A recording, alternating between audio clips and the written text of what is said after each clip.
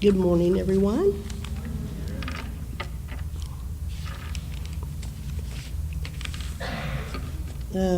When Kathy asked me if I would be willing to speak for today, I looked at the scripture and the theme, and I thought it just didn't do nothing for me. So I said that, okay, I would do it if I could change the theme and go with just having a prayer and testimony service, and that and have it. Our theme is how have you been blessed? And I said, since it's the last day of the year, that we could probably think back and really realize now how God had been working in our lives. And she said, oh, I think that's a great idea. So I said, all right. And I said, Don had already said a couple weeks ago that I was a rebel when it comes to this. If I wanted to change them, I changed them. But I do still, I want to read the scripture that was for today.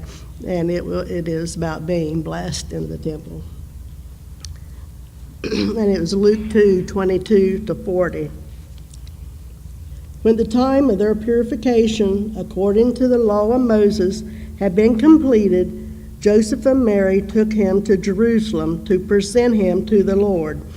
As it is written in the law of the Lord, every firstborn male is to be consecrated to the Lord, and to offer a sacrifice in keeping with what is said in the law of the Lord, a pair of doves or 2 young pigeons. Now there was a man in Jerusalem called Simeon, who was righteous and devout. He was waiting for the consolation of Israel, and the Holy Spirit was upon him. It had been revealed to him by the Holy Spirit that he would not die before he had seen the Lord's Christ. Moved by the Spirit, he went into the temple's court. When the parents brought in the child, Jesus, to do for him what the custom of the law required, Simeon took him in his arms and praised God, saying, Sovereign Lord, as you have promised, you now dismiss your servant in peace. For my eyes have seen your salvation, which has prepared in the sight of all people, a light for revelation to the Gentiles and for glory to your people Israel. The child's father and mother marveled at what was said about him. Then Simeon blessed them and said to Mary his mother, This child is destined to cause the falling and rising of many in Israel, and to be a sign that will be spoken against, so that the thoughts of many hearts will be revealed, and a sword will pierce your own soul too. There was also a prophetess, Anna, belonged to the tribe of Asher. She was very old. She had lived with her husband 7 years after her marriage, and then was a widow until she was 84. She never left the temple, but worshiped night and day, fasting and praying. Coming up to them at that very moment, she gave thanks to God and spoke about the child to all who were looking forward to the redemption of Jerusalem. When Joseph and Mary had done everything required by the law of the Lord, they returned to Galilee, to their own town of Nazareth. And the child grew and became strong. He was filled with wisdom, and the grace of God was upon him.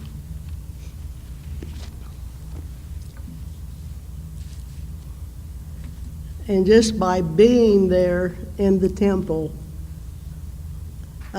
they were both blessed by beholding the Son of God, just by being there. And I also want to share Psalms 84, 1-4. How lovely is your dwelling place, O Lord Almighty. My soul yearns, even faints, for the courts of the Lord. My heart and my flesh cry out for the living God. Even the sparrow has found a home, and the swallow a nest for herself, where she may have her young, a place near your altar. O Lord Almighty, my God, my King and my God, blessed are those who dwell in your house and are ever praising you.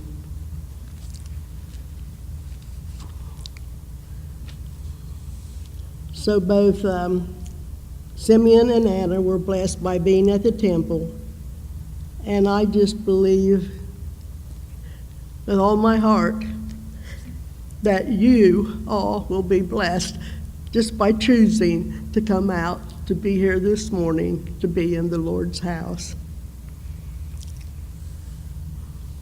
I want to share the words of our one of the first prelude song, our gathering song that we played this morning, because I know many of you wasn't in here to hear it. But I just believe this is, as we gather, may your Spirit work within us. As we gather, may we glorify your name, knowing well that as our hearts begin to worship, we'll be blessed because we came.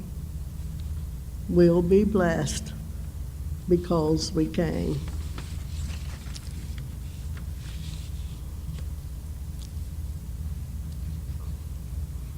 I know that this past year has been really tough on many, many people here, with health problems, struggles, and trials of many kinds. And sometimes when we're going through these things, we wonder, where God is in all this. But then when things start looking a little better and we get better, and we can look back, step back and see, then when we can see and realize how God was in it all the time. You can see how his hand worked miracles sometime out for us. And just realize really how blessed we were. And so I started thinking, since I thought, well, we're having a testimony service this morning about being blessed, and I started thinking back over my past year. And I thought about when, I think it was the end of last year in December, I had cataract surgery and on my eyes. And then at the beginning of the new year then, I had film come back over them. So I had to go and have laser then done on them. And now I can see. With these up here, you're all blurry, but when I pull down here, but I have to just use reading glasses. She said, just go to the dollar store in places, a pair of cheap reading glasses. So I know that was really a blessing, for me. And then it was because I knew in July it was coming up that I had to go get my driver's license renewed, and I was so worried I wouldn't be able to pass the eye test. But I did, thank goodness, thank the Lord. And so now I'm good for that for another 4 years. But and then I remembered when in August, whenever Craig had asked me to speak, and I hadn't spoken for so long, because I just felt like I was just done, just wore out. I didn't want to have to do anything, any more than I had to. And with my legs problems, it's hard for me to walk around, to get around very good. So I just kind of thought, I'm just going to step back and, let you young kids do something. And so I agreed, and as I was preparing, I just felt like that God just breathed his breath of new life into my old dried bones, and I just felt like I was, had been refreshed or given another chance, and So then the very next month, then Susie and Mike took me on vacation, which I hadn't been on one for several years. And we went on a road trip, and they took me and my girlfriend, Donna Rose, and we always traveled together since 1972. We had went to conference every 2 years till 2000. Then when things started that we wasn't able to go. And we enjoyed that so much. That was our vacation. And we was just talking and said, we'll probably never get to go back out there again, and stuff. But so Mike and Susie said it was their anniversary, bless their hearts, and they took us with them. And we was able to go and do things that I'd always wanted to do, but thought I probably couldn't. But I was able to go and see the Ark. And then we went on to Graceland. We went on to Branson. We got to stay there a couple of days and see shows. Then we left there and we went to the temple. I got to go back. And we left from there and we went then down to Nauvoo and through Nauvoo. And then we come on home. And we had such a good time, and with really no problems whatsoever. So I just know that I'd really been blessed. And then just last Sunday, our Christmas Eve service, I wasn't able to come that morning because I'd woke up and then wasn't feeling good. But I was able to come that night, and that was about the greatest blessing that I felt I got, because all of my family got to come. Freddie and Matt and Melissa and me and Susie and Mike, we all got to come together to share in the candlelight service, and that was a special blessing. So we will never be able to count all of our blessings. But each one of us here, and as of this day, has had 365 blessings just by waking up this morning.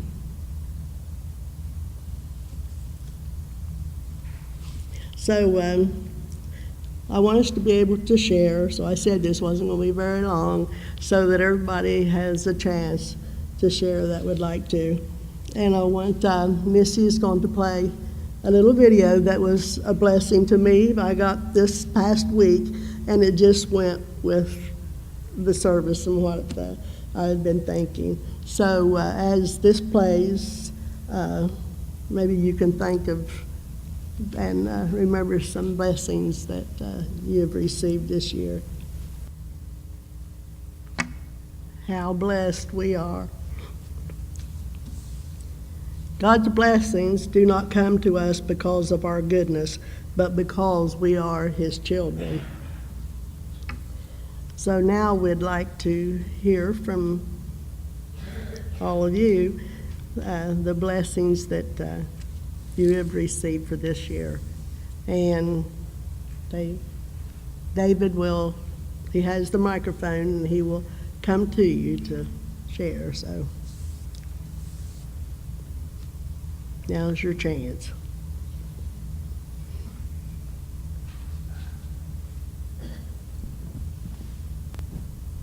Well, a few weeks ago, Craig was doing a service, and he asked me to share.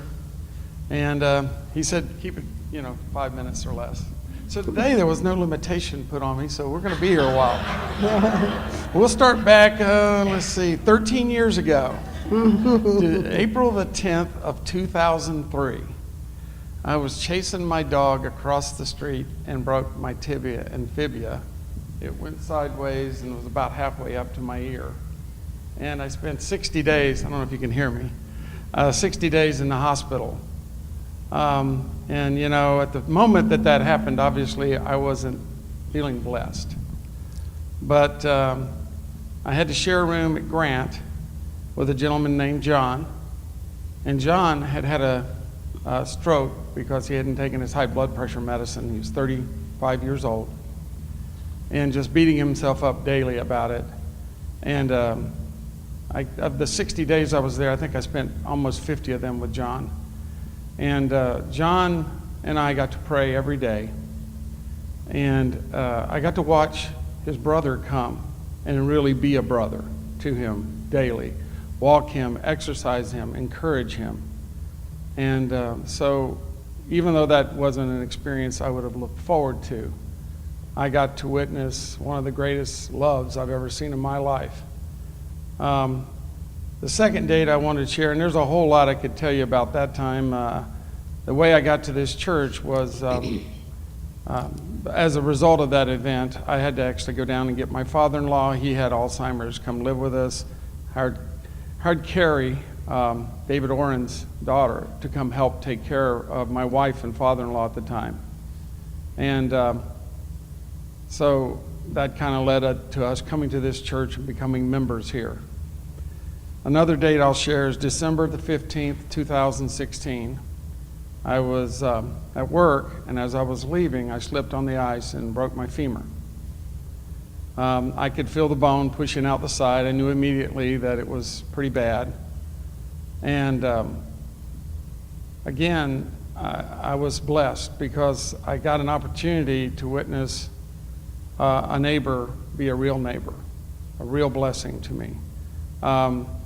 He would cut my grass. He would help me with different things around the house. He would walk our new dog. I was just blessed beyond belief.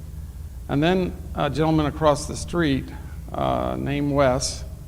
Wes has struggled with addiction, had all kinds of issues. And I was fortunate enough to financially be able to help him out and help him with various little jobs around our house and other things. And so I look at each one of those two events and how God just blessed me beyond belief, because I had the opportunity to share with others and let other people bless me, because it took me a long time to accept help from others. It's just not a part of my natural being to want someone to do anything for me. But God made me realize one day that others trying to help me was their blessing. It was just as much a blessing for them to be able to share with me, and me not allowing that help was really standing in the way of them having the opportunity to love another person. And the last date I'll share is July 31st of 2017. Unfortunately, my femur didn't heal. So they had to go back in, re-break it, grind it down, take bone out of my hip, put it in between, and then they put a new plate in and did all the stuff. And during all these events, I never once felt alone. I felt your prayers, I felt your support, I felt your love, and I ate a whole bunch of all of your food. What amazed me was I actually lost 10 pounds, even though I'd been eating like a horse. But I can tell you that almost everyone, I don't think there's no one in this congregation at some point who hasn't prayed for me, who hasn't brought me food, who hasn't loved me. And because of that, I'm blessed beyond belief, and I just want to thank you. And we're blessed to have you be a part of us, Jim, you and Donna. I just wanted to tell you a blessing that I had, and it's because of all of you. If you remember, we collected gift cards for Restoration Plaza, and I was privileged to go deliver them. And the people just couldn't believe somebody remembered them that doesn't even know them, you know. And so I just wanted to tell you how blessed each and every one of those residents were by those $10 gift cards that we gave. And then when Susie was talking this morning about being able to help a guy buy her house, it reminded me of my husband and I had left Camp Bountiful years ago, and we were headed to Athens, Ohio, and we got lost somewhere along the line. And I'm going to say lost because we came up over this hill, and there was a gentleman that was off at the side of the road, and he flagged us, and he said, "I've been here for 3 hours, and it was so hot that day." And he said, nobody would stop to help. I don't have a phone, nothing. And anyway, my husband got out and he said, oh, here's the problem. And he fixed the car and the guy was on his way. And so I really do believe that even when we're lost or inconvenienced, that, God uses that to bless us, as well as the other person also. Thanks. Thanks, Sandy.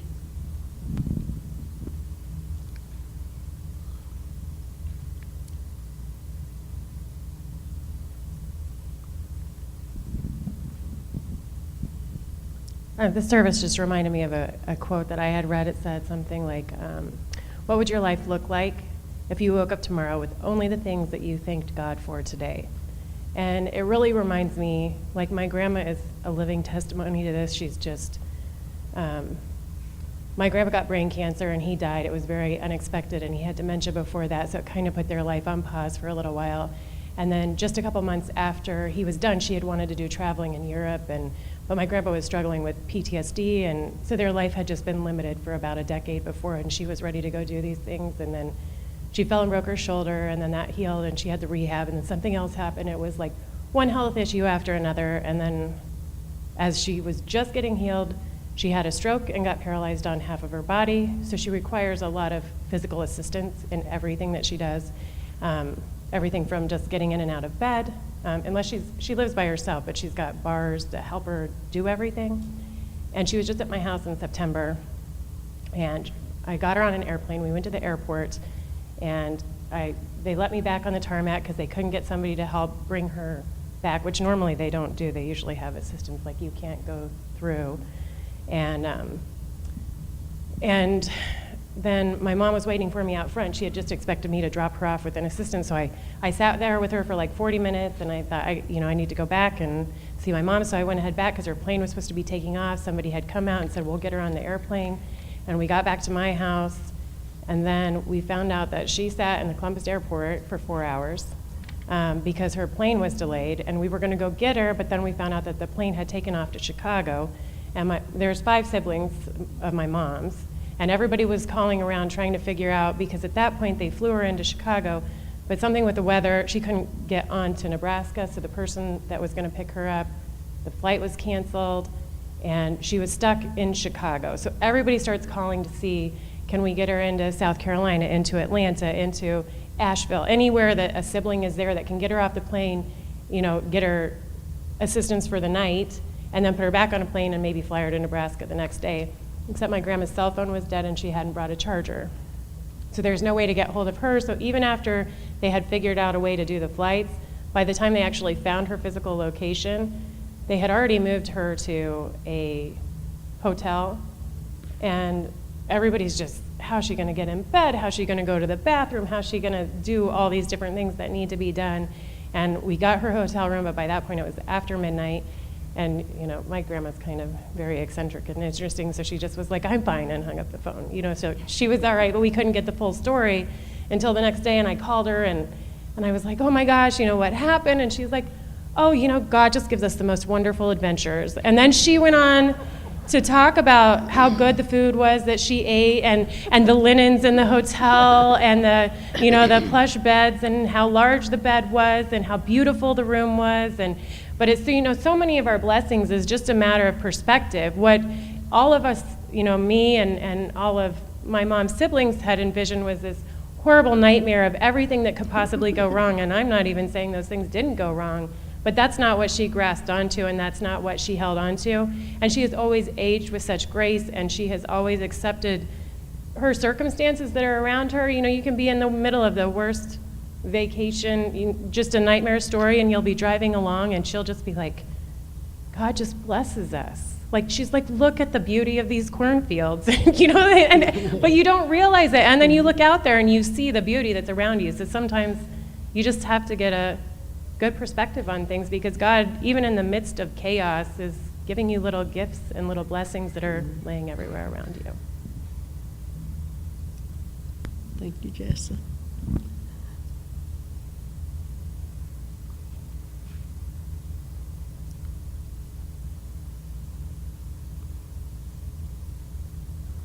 Piggyback on that. my devotions in the last few weeks have been about small moments. And I had one this week that really spoke to me. It was about a lady. She had taken her aunt and her sister, her mother and her aunt, back to have cataract exam after they'd had the surgery. And so they're sitting in a waiting room together, and she goes to the coffee table to get each one of them some coffee. And when her mother comes up beside her, and she figures she's going to put cream and sugar in her coffee, and she picks up the coffee pot and starts filling everybody's cup. And she went back to her seat, and after her mother and her aunt had gone in to see the doctor, she's still in the waiting room, and she decided she would fill her cup up again. And as she headed toward the table, God nudged her and said to her, "Fill his cup too." And so she picked up the coffee pot, and she went over to the gentleman, and she said to him, "Would you like some coffee?" And he said, "I'd love some." And he said, "But only fill it halfway. I don't want to spill it." And when she handed him the coffee cup, she noticed that 2 of his fingers were fused together, and the others were such that it made it very difficult for him. And he looked at her and he said, "Thank you so much." He said, "Because the coffee pot's too big for me to handle." He said, "You've made my morning by allowing me to drink coffee." And she said the thing that struck her the most was that God was saying to her, when I say do something, there is a reason. And so my goal for this year, this next year, is to be listening to God when he tells me to do some of these things, because I don't know why he is, but he has a reason.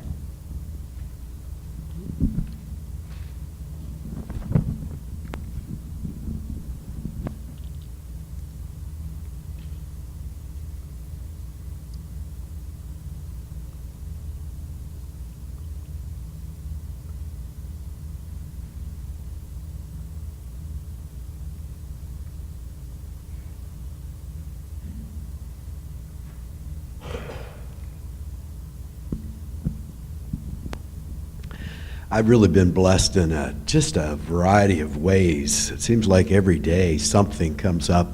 But one of the ways that I was blessed is, I think it was 2 weeks ago, Amy came in with a book from Brian. She said, Brian got these extra devotional books, and he wanted to pass them out from, a priest in Westerville, something like that.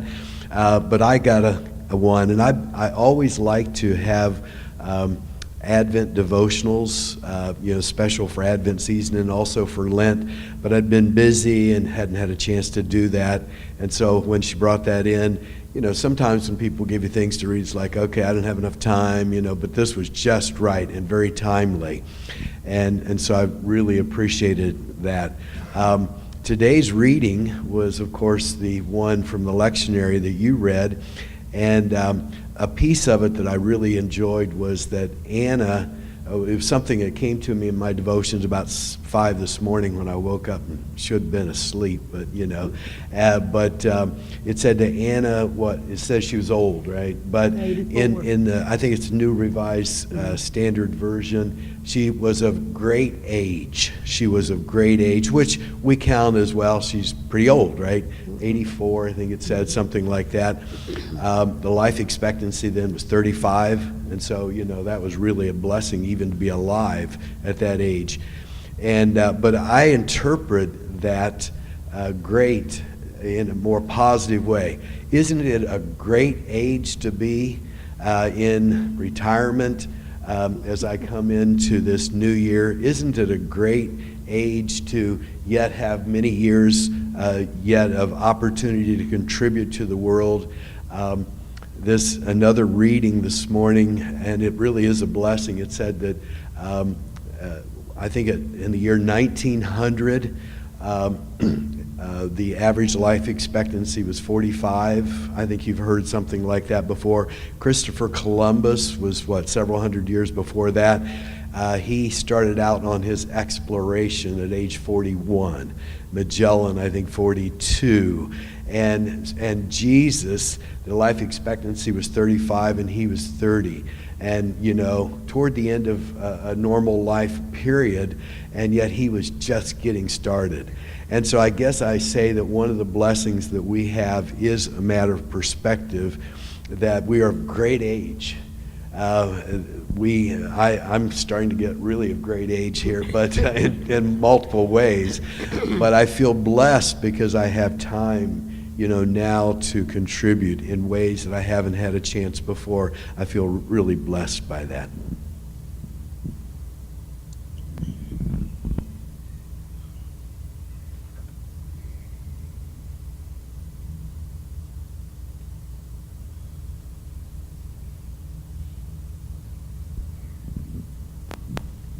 In the video, it said that if you have both your parents, you're blessed. Well, I do have both my parents, and I know I'm blessed.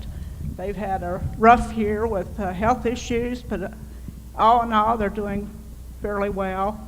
And they have been married for 69 years, so I'm very blessed.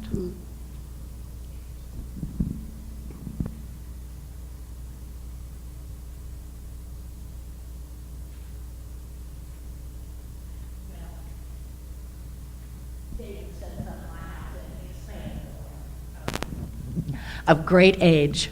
I am at great age because I am older than anyone in the generation ahead of me, my mother's generation. The oldest one was 72, and then my cousins in my generation have passed away at 60, 61, and 65. So, why am I still here? Yeah, there are probably a lot of people that kind of wonder that.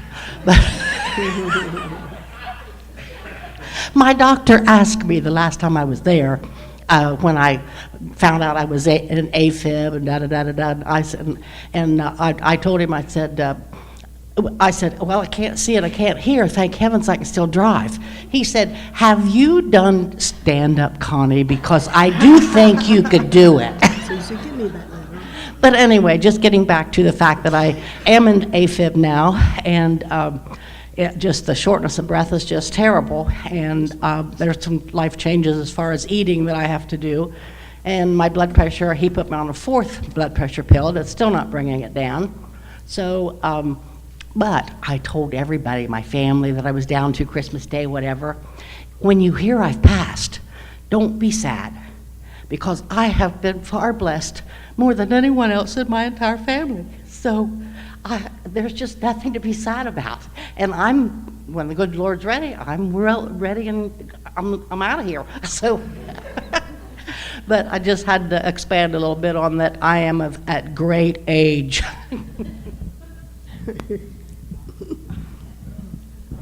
Oh, I have to follow that, Connie. We hope you don't pass for a long, long time. Lots of blessings this year. It's hard to just nail it down to just a few. We've been blessed to have our older son Daniel and Morgan living with us, and we know that they'll be moving in August, so just having that opportunity to spend time with them has been great. Seeing Andrew kind of grow into his own and off to Minnesota to teach is exciting. And the job that I have now at Children's seems like it's a really good fit for me, and I'm working with people who want to bless children and families who are in need. And that's just at their base desire every single day, and it's just a great environment to be around. I have figured out I can get to Children's Hospital by not going on the interstate, which is lovely. I can go on Refugee Road over to Parsons Avenue and then go up that way.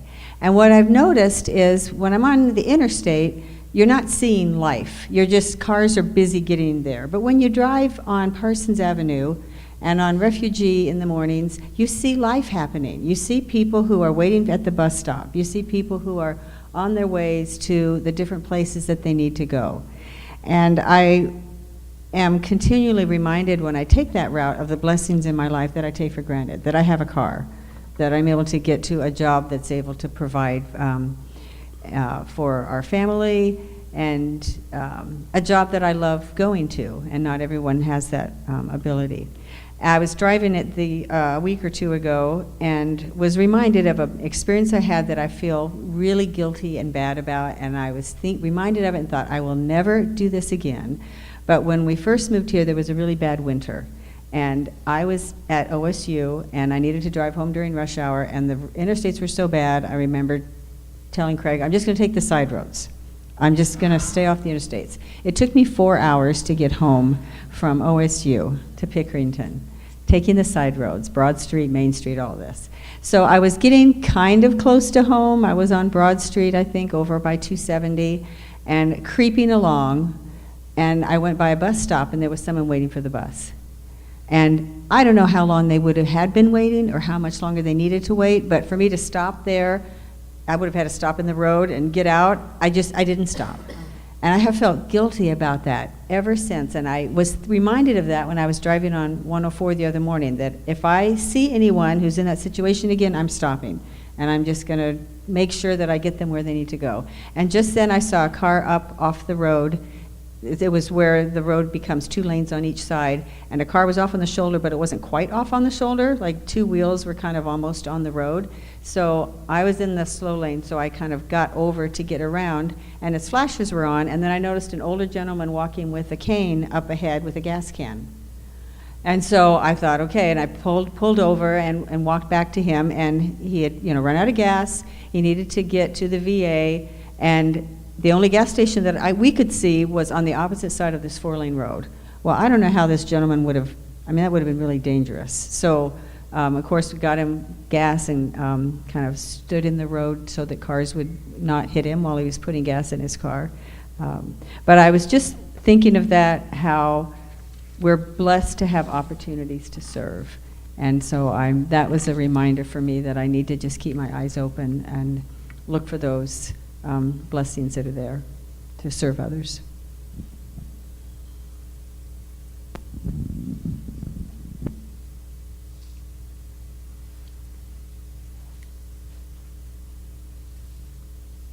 Anyone else?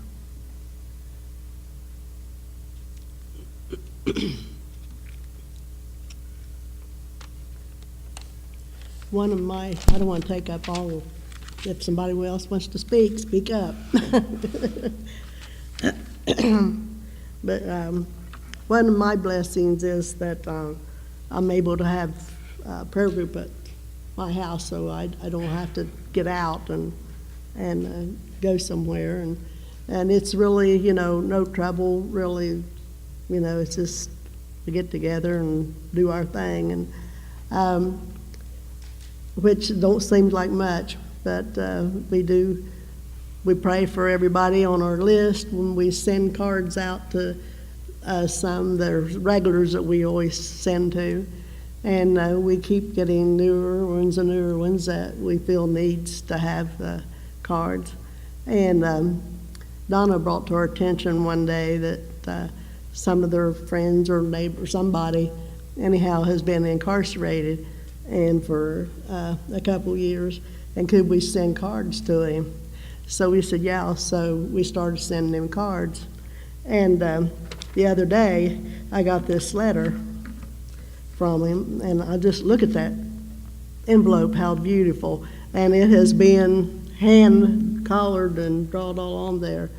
And I thought, whoever addressed it and everything, the writing is beautiful. But anyhow, then on the inside, Ben he'd wrote a letter, so I know he didn't do the envelope, because somebody else must have done it for him. Maybe somebody there at where he was at the institution. But anyhow, he'd wrote, "Dear prayer group, And then he had Slash, Jim, and Donna, because he knew that Donna was involved with this.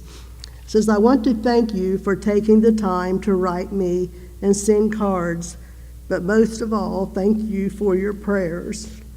I need them more than anything to get through this time in my life. I am blessed every day with another breath and the strength to make it to the next day. Every card makes me feel better and closer to a family of God that though I have never met you, truly you are a brother's keeper. And for that, I thank you. I look forward to meeting you when I get out in 2019.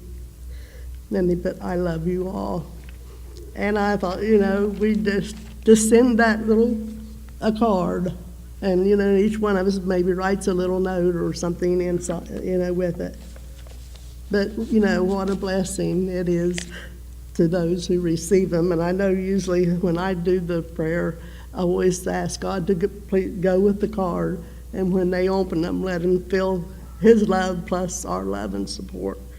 And I thought just a little small thanks that we do. We don't realize how much that it affects or blesses other people.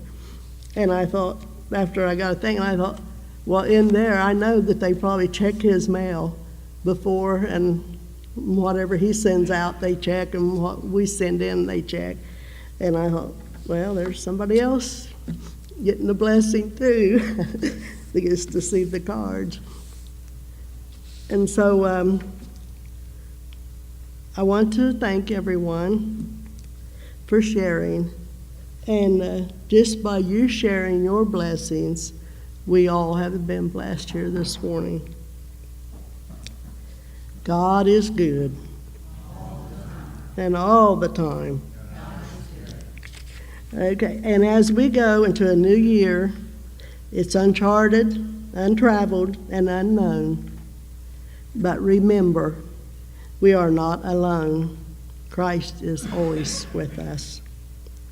And my prayer for all of us today is may your new year be blessed with love, peace, joy, and many, many blessings. Amen. Thanks, everybody.